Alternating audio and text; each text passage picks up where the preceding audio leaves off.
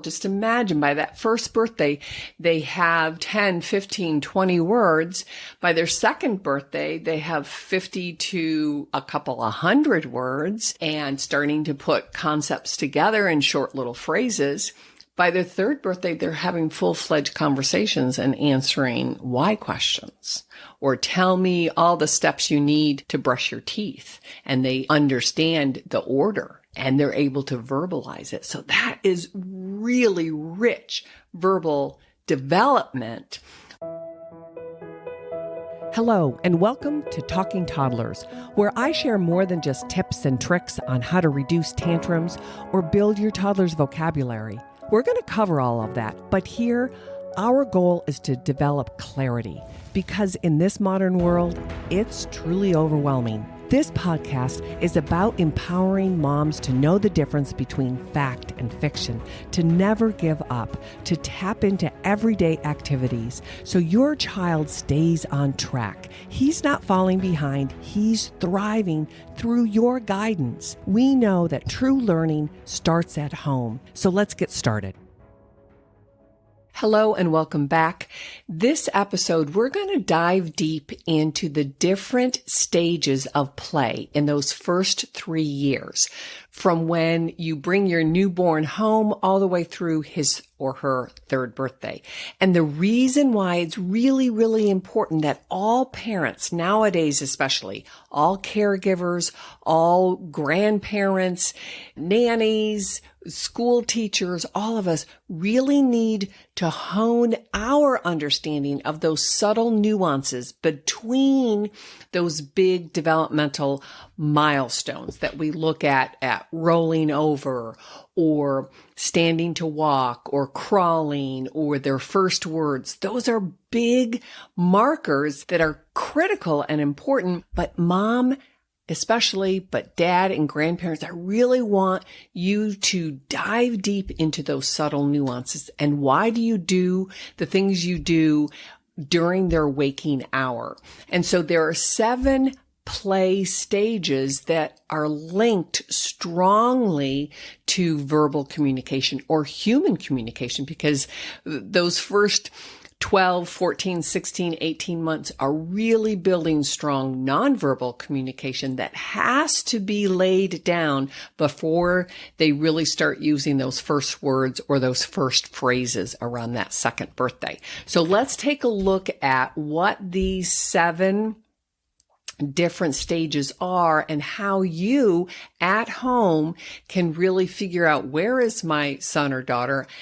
Go to where they are developmentally, even if it's a few months behind, and meet them where they are and build up through everyday actions, purposeful play, and you will understand why you play peekaboo, or why it's important to share the meal with him, or why it's important to help him learn how to use those puzzle pieces, right? And so it is both sensory and motor integration, like I've talked about in previous episodes, and human connection, building that engagement. So the first is exploratory play, which really starts after those first couple of weeks when you bring them home and they're finally getting acclimated to this big, bad 3-dimensional world, right? They were in utero. It was perfect. All their needs were met. And now it's like, holy cow, these sensory input, it can be toxic and overwhelming, but they're starting to find a rhythm. They're starting with your help and guidance. They're really starting to find those steps and those routines. But this exploratory play is critical at laying that first foundation and helping them build interactions with objects and people. And that's key. And you'll see a lot of this exploratory play up through 8 months of age. So their sensory and motor exploration is trying to just figure out what the heck this thing is, or whether it's the rattle, or whether it's your hand, or whether it's, a toy or the mirror, or When you introduce solid foods to him around 6 months of age, it's really exploration. And that's why I continually say, let them explore, let them be introduced to a wide variety. He didn't know that this broccoli was food and I'm going to sit down and have a meal with my family versus this rattle is kind of green too. And so it's important that this exploration is really supported in your everyday exchanges, your everyday activities, from eating to dressing to real life play, right? But to giving a bath, to playing outside, to crawling around at the playground. All of these things are exploratory. And that's why we have to really keep an eye on your baby, because they're going to put it in their mouth. And I know that you know this, but it's not because they just want to mouth stuff. It's because that's how their primary mode of data collection. And so babies learn in those first 8 months really how to shift their attention with the object and you, or with you and the object when you sit down to look at a book, or you're playing with cars, or you're introducing, different cause and effect objects. But those things are beginning to emerge. And I use that word very purposely. And it's important that parents understand that it's a process, right? It's emerging. He'll engage with something today and maybe not be so interested tomorrow. But those first 8 months, he's really learning how to reach for something, right? He's realizing, oh, this arm is attached to me. I can grab a hold of something in a big fist. I don't really have good, fine motor dexterity with my digits or my fingers at this time, but I can grab, something and get information. And you are helping him around that 6 months differentiate between a toy item that you can explore and food that is a different satisfaction, right? And so, but it's really important that building that relationship with you and with the other adults or, children in your family, and that their attention span and interest gets longer and longer through those first 8 months.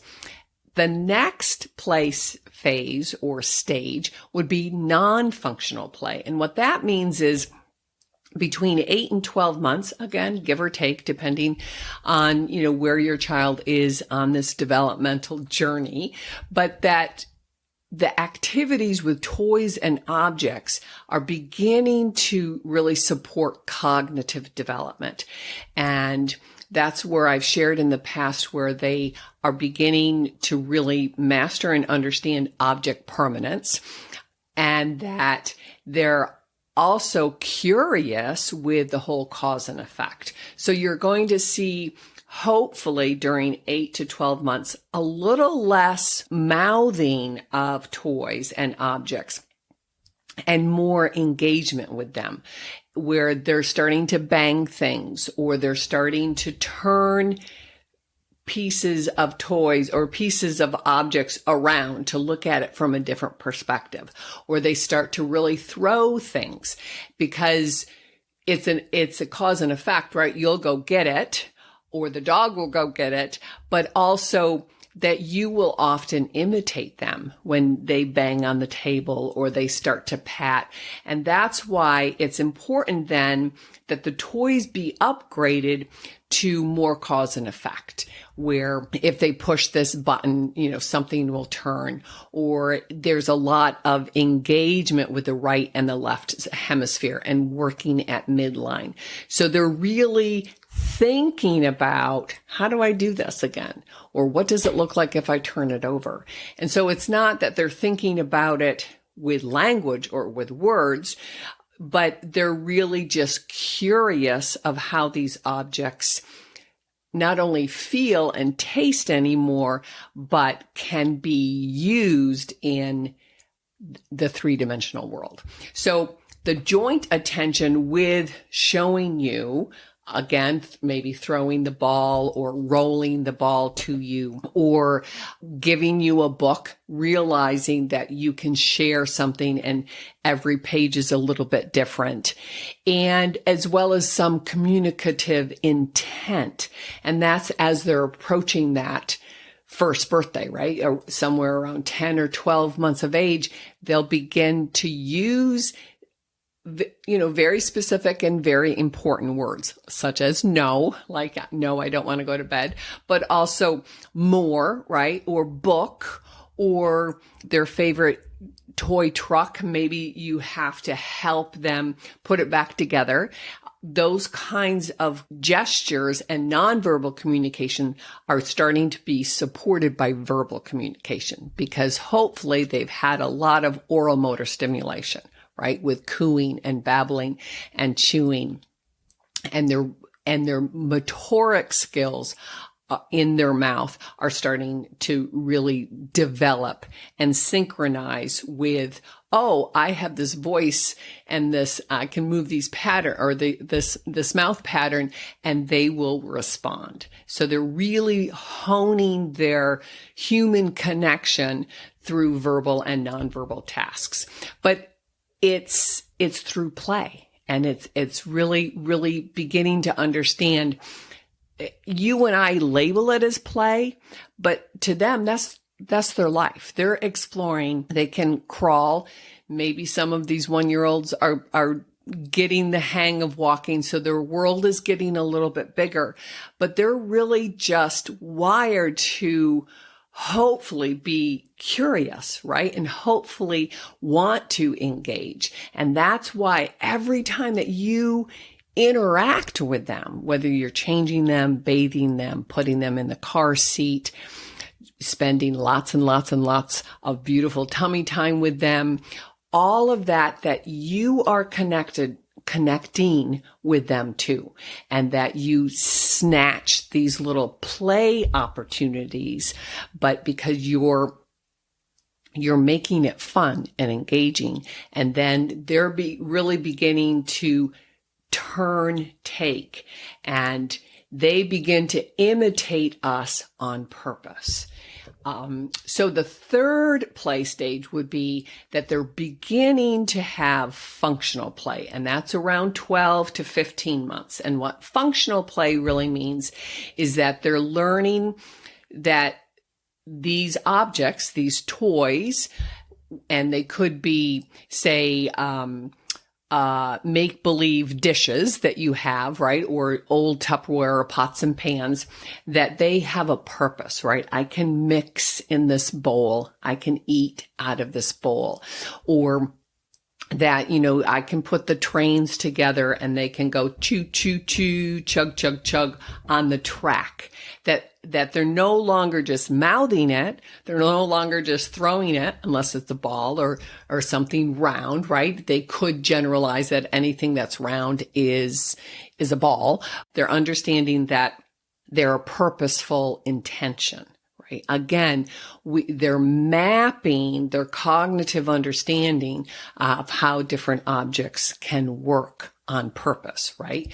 And so toddlers really begin to understand through trial and error. That's where you'll see them begin to look at different shapes and visually recognize, oh, this triangle shape is different than the circle shape, right? And you're giving them the verbal, like, oh, give me the circle, or the circle fits here. And you're helping them visually and auditorily and motorically understand that the triangle looks and feels and works differently than the circle. But there's a lot of trial and error in this particular stage. Toddlers use the context for single words to get you to react, right? Or to request for something or to label. And it's really important that you begin to see those first words because they're connecting objects, actions, people with their early first words. And that they're building that relationship with human communication, verbal and nonverbal, and the environment. And so between 12 and 15 months, you really need to help support that and give them time to listen. Like if you're saying, "Where's the teddy bear? Where's the teddy bear?" Say he was occluded or hiding underneath the blanket. And, he now has permanent or object permanence, and he understands that you're playing a game of hide and seek or something. "Where is Teddy? Where is Teddy?" And he goes to look for it on purpose. And so he's beginning to understand that this world has functional purpose, right? So that's between 12 and 15 months. The next play phase or play stage, I keep saying that, is early symbolic play. So that begins around 17 or 18 months, and that's going to continue for a while, but you should begin to see it around 18 months of age, that there's early pretending. Like I said, he could begin to mix in the mixing bowl, or he could, pick up something that's rectangle and use it as a phone. Those early stages of pretending are really, really important. And during this 8, 10, 12 months, all the way through 16, 18 months, we really need to support their gestures, because I've shared on these podcasts and these videos, but also in my day-to-day practice, that if a child is slow to talk, then we will often try to get them to verbally communicate before they're quite ready, before they realize that we can have symbolic representation, like to wave goodbye or to blow a kiss or to clap when you're happy. That symbolic understanding non-verbally through gestures, and I've mentioned the 16 gestures by 16 months that are critical to helping support that verbal communication. So the actions and gestures in symbolic play will support the early single word production too. And so when they understand that they can pretend or model what everyday actions, whether it's sweeping or dusting, picking weeds, making food, putting the baby down, all of those gestural play, symbolic play helps support. And then the speech comes with it, right? Shh, shh, shh, hush, baby, don't cry. Or here's your bottle. So what's key here with early symbolic play is that you're really seeing it begin to emerge around that 17, 18 months. And that's important too, where again, we're always looking at how many words do they have, or are they starting to combine two words? Can they follow a simple direction, which is true. But sometimes it's more important to step back and watch them play and watch how they're trying to live a life very similar to the adults around them, right? Taking care of their babies or mixing some food or driving a car. All of those early symbolic plays are really important to start to observe and see around that 18th month mark. So the next phase would be where they're combining play actions and familiar routines. And it's just, remember things are evolving, right? They're emerging. And so between 19 and 22 months, that they really do perform several different actions with toys. And it's often based on what they've seen around them. And that's why it's important to always be including, or as much as possible to include them in what you're doing. Whether, say you're folding the clothes, or you're going to go grocery shopping, or like I said in previous episodes, take them outside and sweep the front porch, or pull some weeds, or water the lawn, or food prep, right? All of these day-to-day actions. Laundry is a great activity to get them involved.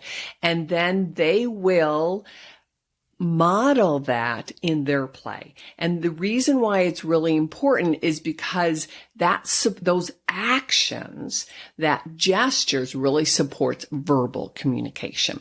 It's taking the pressure off, what's this, or, tell me all the colors, all of that rote kind of memorization and really wires it through action and verbal communication.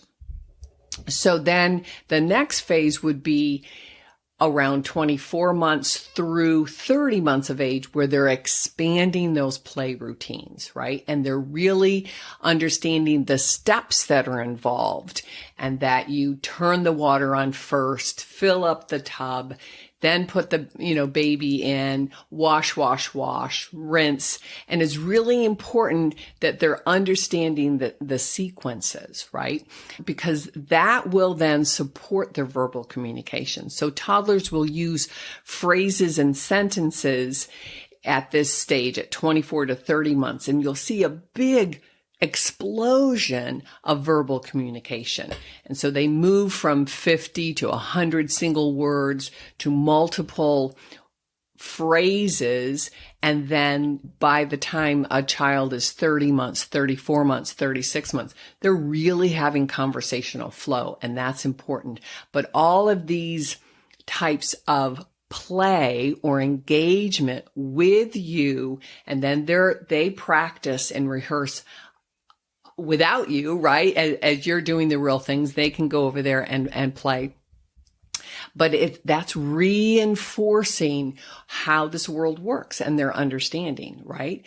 And that it's also important around this 24 to 30 months that those WH questions, and I've referenced this before, and down below I'll have a link to where you can get a PDF, an understanding of how that hierarchy of WH questions is developed. But they will begin to ask and answer a wide variety of WH questions, more than just the concrete, what's this, or where is Johnny, but more like how many and why, which is a higher order thinking. And so it's important that we don't expect a 2-year-old to understand that, but as they're reaching that 30 month, 36 months, then those types of processing, why do you brush your teeth, right? Or what would you do if you're cold? Because then they can think with, I've gone through that action over and over and over again in real life, and then I pretended, and now I have language and imagination in my mind to imagine, if I was cold, what would I do? I'd go find a sweater, right? And so it's really important that they're included in your day-to-day routines, and then they can rehearse that, right? And then the final step is really looking at early role play and then games with rules. And that's tricky, but a 3-year-old, give or take, really understands that there are boundaries, that there are guidance, right? Even though they can have emotional meltdowns too, but they've experienced enough life with others through trial and error, through shaping of your direction, that they begin to understand and can take on a different role, right? And so early role playing, whether it's dress up and I'm going to be the doctor, or I'm going to be the teacher, or I'm going to be the truck driver, all of those kinds of things are really important, because their imagination is expanding and they're thinking. And I've shared with previous episodes how imagination and curiosity really drives their higher order thinking. We don't want a 2-year-old or a 3-year-old just to memorize facts, right? And that sometimes I get really uncomfortable when preschools are focusing on those academic kinds of things, such as, colors and numbers, or let's write your name. And those things, again, are big developmental markers. But if we don't have the play-based, the language-based, the social interaction-based to support that, then it's just academic skills, right? We want them by 3 to have conversations with us. We want them to imagine when you're telling a story, and before you turn the page, you say, oh, what do you think Tommy's going to do? Say he fell off the swing and nobody was there to help him. I'm just making up the story, but what would you do? And it's putting himself or herself in that character's role. Or, it could be a story that has a moral to it, right? Somebody pushed him. What could he do? And you want them to be able to expand their imagination, putting themselves in somebody else's position. And what would you do? Was that a good choice to, push him because he was frustrated? Or, what would you do if your baby brother started crying? Who would you go to? Those kinds of problem solving episodes where they can then generalize them into real life, right? And it is important. I mean, it's critical. Just imagine by that first birthday, they have, 10, 15, 20 words. By their second birthday, they have 50 to a couple of hundred words and starting to put concepts together in short little phrases. By their third birthday, they're having full-fledged conversations and answering why questions, or tell me all the steps you need to brush your teeth. And they understand the order and they're able to verbalize it. So that is really rich verbal development, but it's based on their life experience in the here and now. And again, that's why I am here to encourage you guys, you moms and dads and grandparents, to not really think that screens are healthy for their visual, their auditory, their verbal, and their social communication.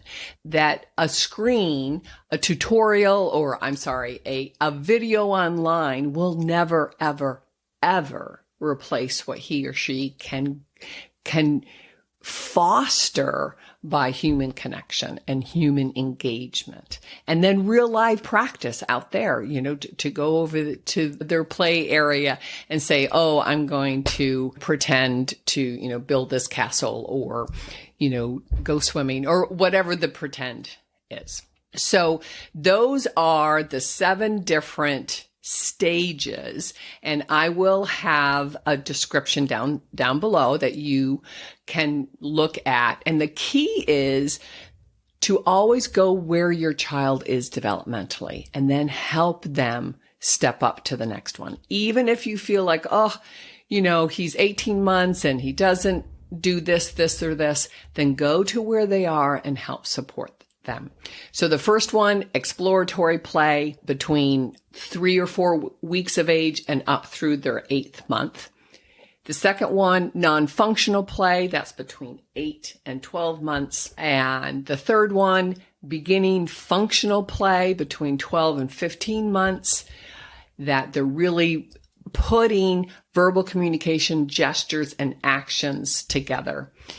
The next one is early symbolic play, that the very early pretending around that 17, 18 months of age. They're also starting to put more single words with that. Then the next one, combining play actions and familiar routines. And that would be between 19 and 22 months. Expanding play routines where they can really begin to pretend and understand what I do in the specific steps, and answering and asking WH questions, a wide variety. And then the last one is really early role play and beginning to understand some games with rules. And that's when you would help them with, spinning a colored die, or taking turns in counting, like Candyland and those kinds of things, but also that there's a beginning, middle, and end, and that there's purpose. And quite often, go fish and those kinds of things. I encourage families to do that as teams.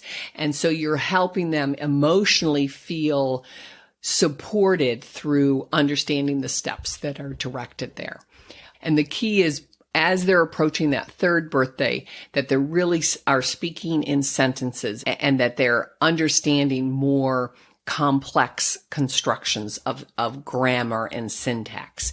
And that it's really important as they reach that third birthday that they're engaged with playing with peers and family members and friends and whatnot, that they're not always going to be emotionally self-regulated, but that they're highly interested in friends. And that's important. Okay. So with that, keep that in mind. Understand to watch your child or to help them wherever they are, and then build from that. And don't forget, down below, I will have this chart, this graph here, so you can really look and understand, where is my child now and how can I support him over these next couple of weeks or through summer, and go inside and outside and help them be interested in and curious in expanding their skills. So thanks again for spending time with me. And if you're gaining benefits, please don't forget to share and do me a big favor. Leave a review. That's how I'm going to expand my reach. That's how I'm going to really get this information in the hands of moms and dads just like you, who are motivated and know that living in this modern day world that we're all trying to navigate can feel overwhelming and uncertain from day to day, and that you just don't wait until they're 3 years old and say, I guess he's a slow talker, or he doesn't have very good social skills. No, we can start from day one, and it's built from really playing with you and then expanding his world from there. So you've got this. Let's do it together. See you next week. Take care.